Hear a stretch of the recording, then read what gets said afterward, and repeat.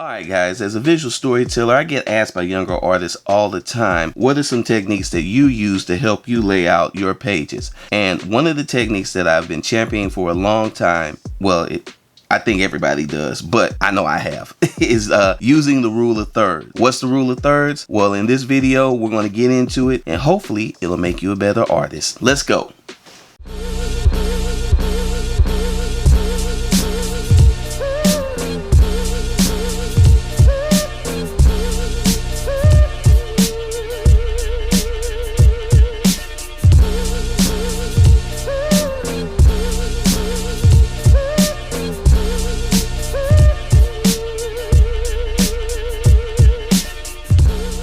What's up fam, it's your boy DKG72, and just like I said in the intro, we're going to be discussing the rule of thirds today. Now the rule of thirds is used by visual storytellers in the film, television industry, and graphic design, and it's a way to help you create more dynamic compositions within your layout. Now what's the rule of thirds and how is it utilized? Well, basically imagine putting a 3x3 grid over your comic book panel. Now that basically cuts your panel into 9 quadrants, 3 on the right hand side, 3 in the middle, and 3 on the left. Now we already know that people read left to right. So now by utilizing these quadrants, you can understand where to place your figures, everything to create the most dynamic layout possible. So what are some of the things that the rule of thirds can help a comic book artist with, especially a young artist that's just getting started out? I'm glad you guys asked that question, or I'm glad I asked that question for you guys because I was reading your mind. And if I wasn't reading your minds, I don't know what else to tell you, but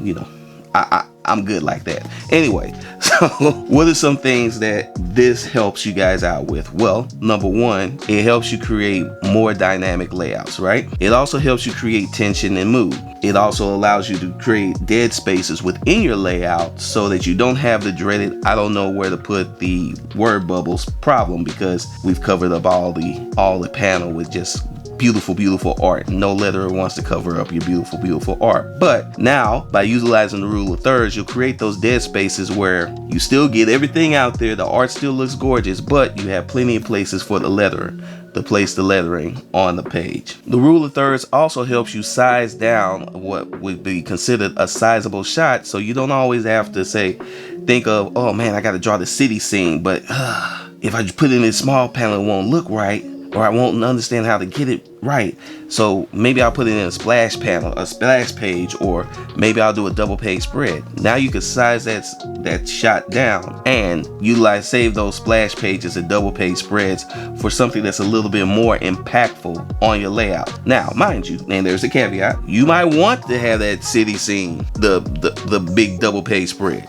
And I've done that before. I may have been guilty of that. So those are all the type of decisions that you're going to have to make as a comic book artist and as a visual storyteller. But the rule of thirds really helps me and has helped other artists tackle some of the logistical problems of storytelling. To help us illustrate how the rule of thirds can help a comic book artist, I actually drew out 3 horizontal panels. In those panels, I did 3 different layouts. And what I did is I actually used the rule of thirds to help illustrate how it can effectively make your layouts better and tell a much better story and tell a much more cinematic story, which I think that's something that all artists are into. In this first panel, I have a hero that's forcefully talking to whoever, and he's pointing heroically into the camera. Now, utilizing the rule of thirds, this is a really good example of how this helps you create a scene where you have plenty of dead space for word bubbles. You've got the action, the emotion, everything that you need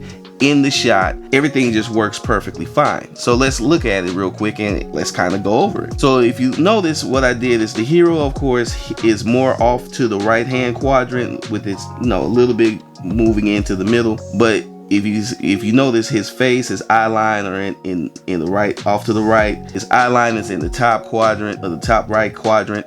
And then to juxtapose that, if you look where his finger is, his finger of course starts in the left hand quadrant, and it pulls you and your eye as a reader towards him and what he's saying. So again, this helps create that sense of drama, that sense of action that you're looking for as a comic book artist. And if you look over here in this left hand side, I now have 1, 2, 3. I have 4 areas where a very good letterer, or even a decent letterer, has space to really put in his hero speech or whatever he's going to be saying. Now, as a writer, we have to also understand sometimes we just can't have him reading the script to War and Peace. You have to, there's some give and take here, but there's plenty of dead space that allows the character to say what he's got to say and the art to breathe and really pull the reader in. Let's check out this middle panel here, because there's a lot going on and I really like how this one came out for some reason. Remember what I was saying, that the rule of thirds can help you create that sense of tension that you want? If you look at this panel, we've got some creepy looking teddy bear type thing in the left hand quadrant. The person, or our hero in this case, she's looking at the teddy bear thing. She's more towards the middle quadrant, going into the right, and then into the right we just have a nice little bookshelf. So that by utilizing the rule of thirds, we're able to cut this panel into 3 different areas and to really get a lot of great visual storytelling going. Now, we don't know what's up with the teddy bear in the right hand side, but we just know he's covered in shadow, and that's enough right there. What really tells the story, really sells the fact that the teddy bear may be a little bit on the creepy side, is the fact that our hero is in the middle quadrant and her eye line is up a little bit but looking towards the teddy bear, and she kind of has this look of what on her face. This now gives us this nice tension where we have this nice large object in the that meets your eye from the left hand side. When you're going towards the middle, you're now seeing the reaction of the character to whatever's in the left, and then of course we have the background, which is covered in shadow off to the right. This also gives us plenty of dead space once again over here to the right, even towards the middle section, where our letterer can place as much information as needed to really convey the creepiness of this. And if I really wanted to go super hard, I could have made this whole panel all black and moody and everything, but of course we just did this real quick to kind of get to sell the example. This helps us set mood, this helps us set tone, it helps us with selling the emotion of the scene. By utilizing the rule of thirds, by making sure everybody's in the proper quadrant, you really tell a really great story as a visual storyteller, as a comic book artist. And on top of that, you've left space for all kinds of great lettering, captions, whatever. And it probably doesn't even have to be that much, because you know the shot really just sells itself. Alright guys, so in this third panel, this is what I'm talking about when I say this helps you size down what may have been a sizable shot some other time, maybe a double page spread or a splash page, because you don't think you can get the information that you want to get out of how massive or what you know, whatever that information may be. In this scene, we have a character who's doing the standard I'm standing on the rooftop looking out onto the city type shot, and instead of him, you know, instead of just the character standing and looking out, we kind of have that view over his shoulder, nice 1-point perspective where we draw the eye. And this time, even though we normally read left to right, this time, because we've got the character on the right hand side and we've got we start the perspective shot off to the left, now we have all this beautiful information that can lead us and lead the reader's eye to this character standing off to the right, looking onto the city. So now the letter has plenty of places to put dialogue or things like that, or you can put captions, things of that nature, and you even have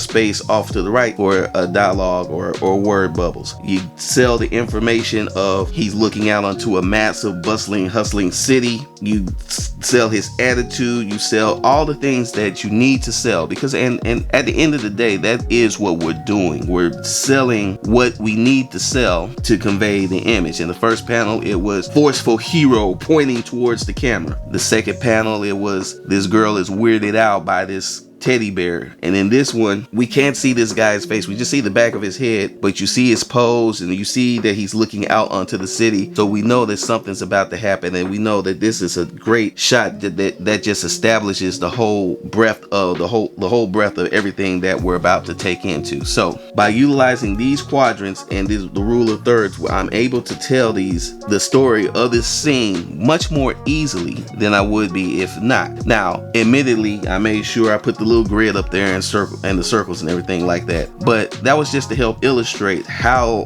you can think as a artist moving forward to tell the stories in the best way possible for you. Alright guys, so that's the rule of thirds, and I hope that definition helps you guys become better comic book artists, create better layouts, tell better stories, so that you can get as many fans as possible that are loving your creations. And that happens, I'll be a happy Dave. Happy Dave, that's a good one. If you guys enjoyed this video, please go ahead and give it a thumbs up and go ahead and share this all over the internet. If you guys are new here, these are the type of videos that we do: tutorials, art videos, just a whole plethora of stuff, even some vlogs every now and then. So go ahead and hit that subscribe button and subscribe to the channel, join the family. Now, new and old subscribers, go ahead and hit that bell icon. That lets you know when I put up a brand new video. If you guys want to get a hold of me, I'm always on Instagram and Twitter. Hit me up at DKG72. If you want to follow me on my Facebook fan page or on my TikTok, that's David Gordon 72. And if you'd like to support the channel, the link to my Patreon is in the description below. I would love for you to do that. So yeah, think about it. It's your boy DKG72, guys. I hope you enjoyed the video, and we'll be back with another banger tomorrow. So, peace.